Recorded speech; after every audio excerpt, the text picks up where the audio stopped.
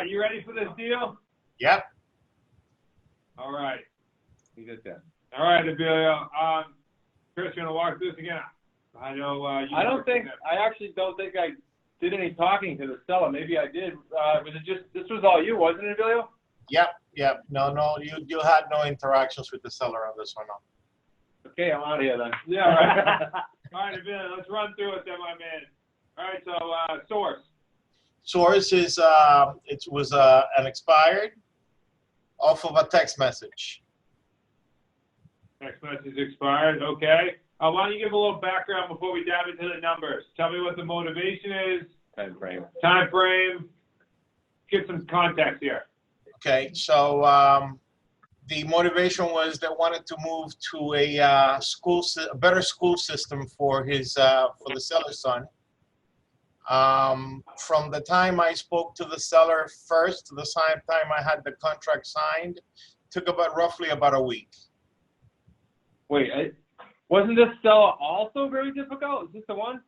This is the seller that was very difficult, who had 1,000,001 questions after the contract was signed. After. Love it. Go ahead. All right. See, difficult questions. In my opinion, difficult questions are good, or I'd always rather have the seller ask a bunch of questions that we're on the same page before we move forward, because then you don't deal with the questions in 6 months from now or any misunderstandings. All right. So what do we buy it for? 368,333. Wow, that's a very specific number, Evelio. Did you have a method behind that? There's always a method behind this. I'm just kidding.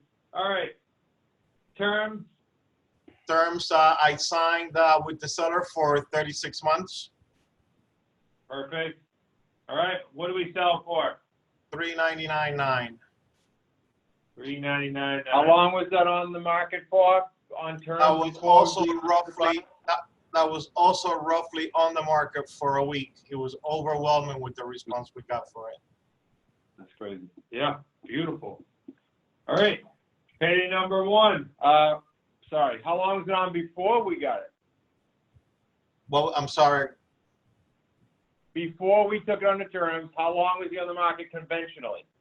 It was out for about 8 months, and it was unexpired. It expired, couldn't sell.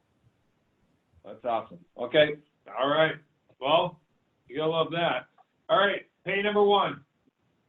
Payday number one, $36,000. Perfect. How much of that was up front?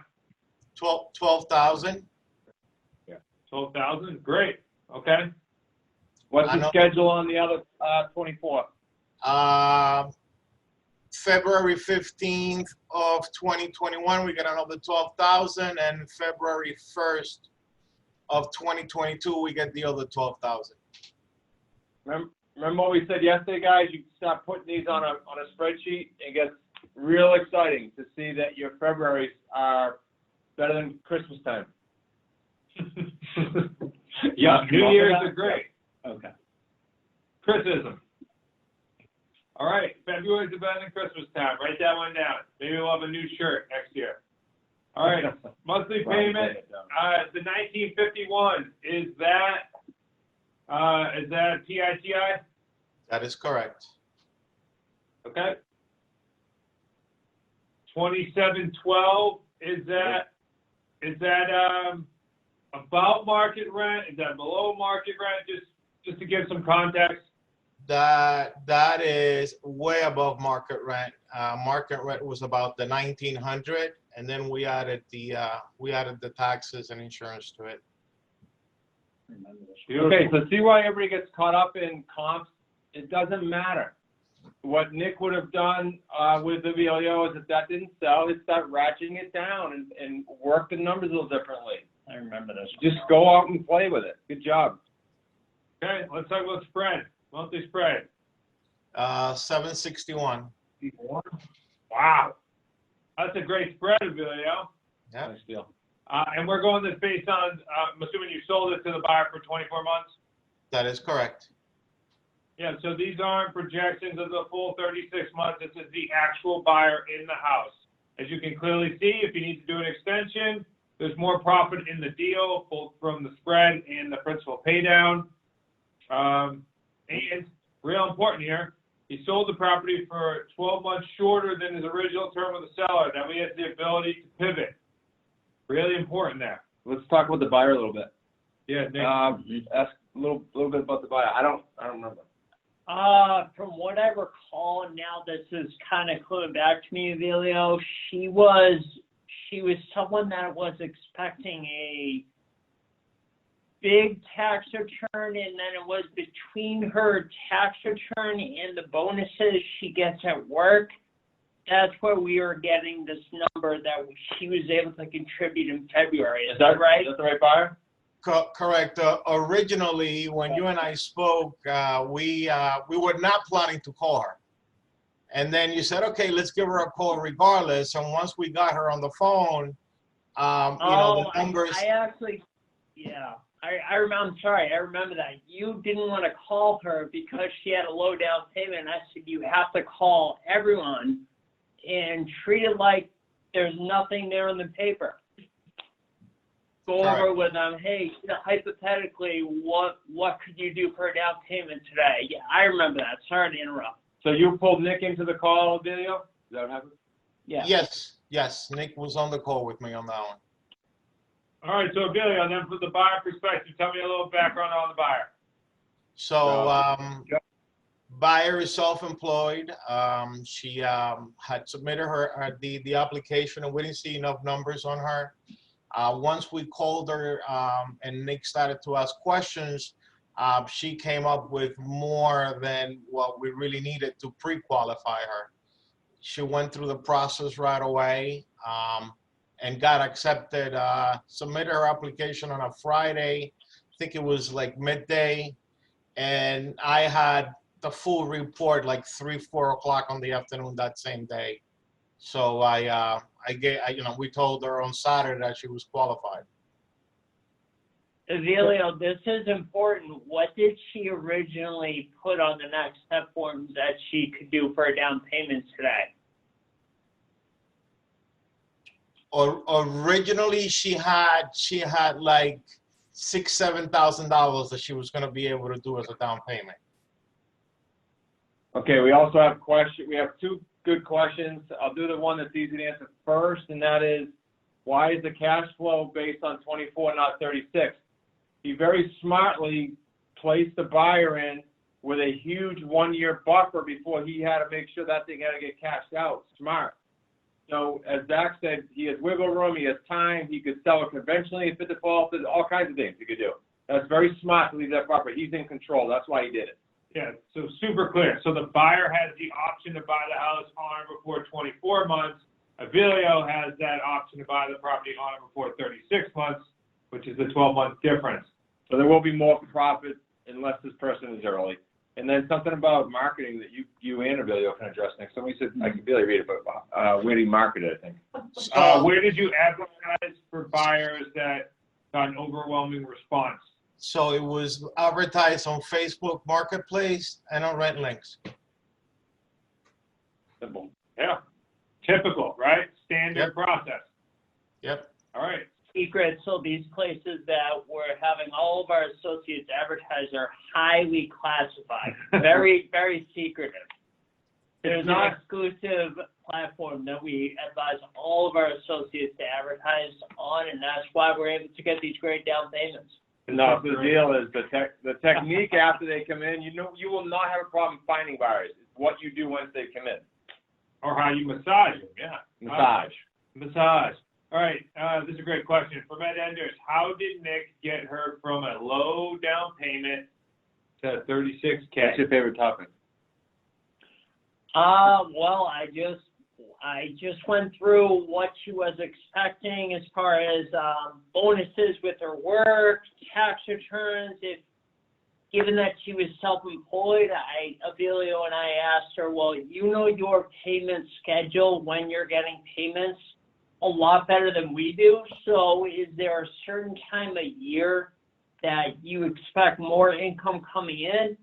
Then if it was yes, and with a self-employed person, it's always yes. then we ask her, well, around that time, what would you be comfortable committing out of that?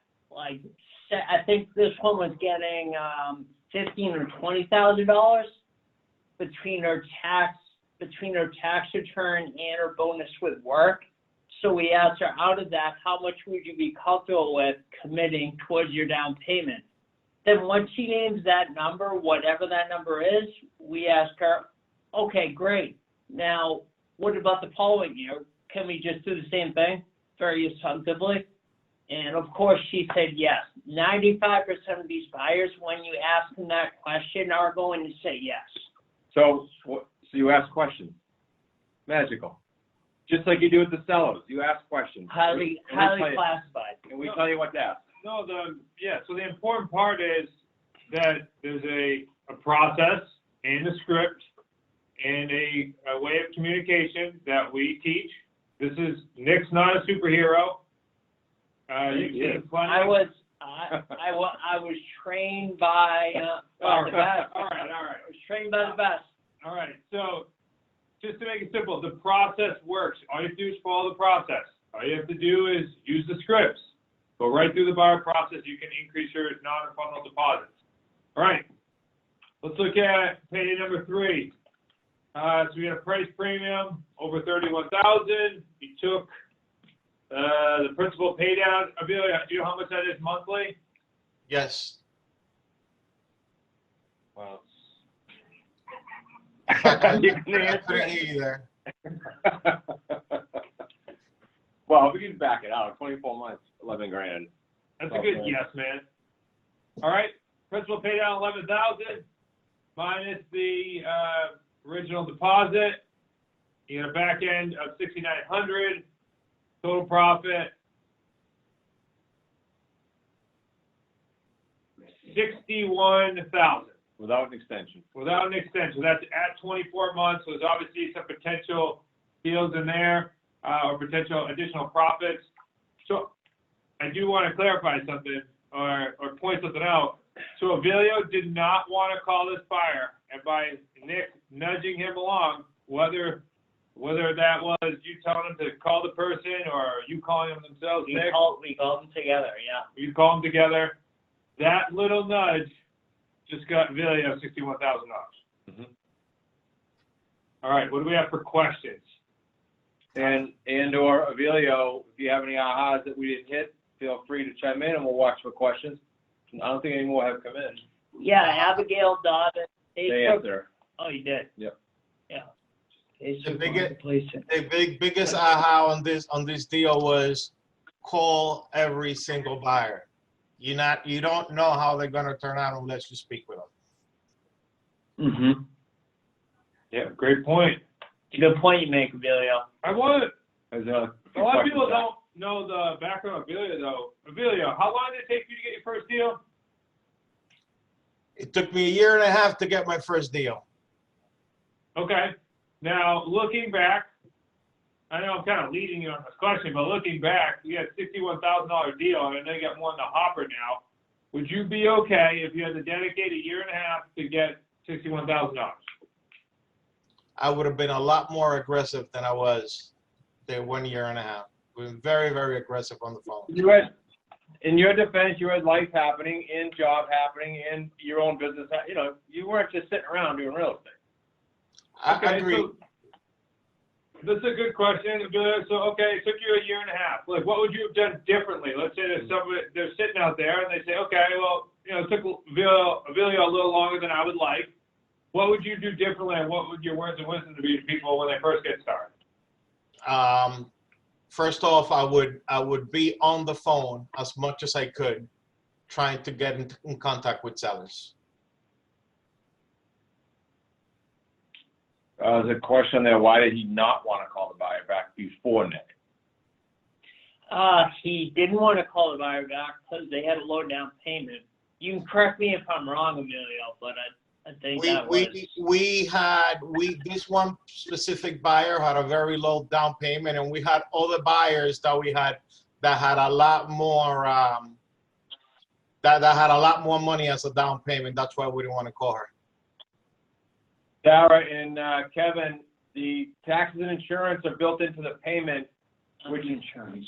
The insurance wasn't? Just tax. Okay, yeah. sorry, so you guys can answer that. Well, you can pass along the taxes to the buyer, because you're going to, but the insurance, you're going to eat the insurance. Yeah, Well, they we're buried in the lead. still have to pay they still have to pay the homeowner's insurance, because you can't, at least this has been my experience, you can't roll in the homeowner's insurance into their monthly payment and on top of their monthly payment, because we require all of our buyers to get a cheap tenant policy, which can be usually added on to your car insurance policy, very affordable, $15 a month or something like that. So, Kenny had a question. Candy, when do you get the buyers to do the pre-screening? That's a good question, Candy. Once we have that conversation with this particular buyer, once we went through her payment schedule and what she could contribute over the next few years towards her down payment, and we got to a point where, okay, this makes sense, at this point we'll schedule a buyer's meeting, then you can say, once the buyer's meeting is set up, hey, Mr. Buyer, by the way, for the buyer's meeting, we're also going to want to know how long it's going to take you to be mortgage ready. So what we're going to do is get you over to the tenant screening company that we use. They're going to find out all the good information, credit, criminal, sexual harassment. However, with our buyers, because you're a buyer, we're not all too concerned about that. What we are looking for is the mortgage readiness date. So if you'd at least initiated that, that allows us to get that back sooner rather than waiting for it to make a decision. Hopefully we can get it back by the time that we meet. So if all goes well, we can make a decision right in the spot. Do you think Nick said that a few times? Two more questions. Does Evelio guarantee you to cash out with the seller? Does Evelio guarantee the cash out to the seller? So with our agreement, it's on the agreement, right? Yes, it's on the it's guaranteed to the seller. It's on the agreement. You also have someone who's asking. Is it someone new? Alex. So in clause 5 and 9 in our contracts, you can assign it back to. Sometimes if a seller calls you out on it, 1 out of 10 maybe or 20, you have to decide how comfortable am I with this deal. And please understand, even if you did take the option to get out of the deal out, can you always renegotiate with the seller like we do a dozen times a year? Yes. You never just came in. You're never stuck. all right, well, there's one more. Does the buyer need to come up with 20% total down payment to eventually buy the house, or are there loans for less than 20% down? Of course it was. Yeah, there of course are loans for less than 20% down. Especially under jumbo. That's not jumbo in New Jersey. What's No. jumbo in New Jersey? I think it's over $500,000. Yeah. So yes, there's programs as low as 3%. I put down 3%. Oh, Candy, you also asked, when do the buyers Begin the pre-screening. do the pre-screening? Oh, did I that. thought you meant how much this costs. Nope. Right. Why is the principal pay down important to know if you're leasing on both ends? Because you're benefiting from okay, so let's do the lease purchase thing again. Let's use these ones, I guess. What was owed on this property?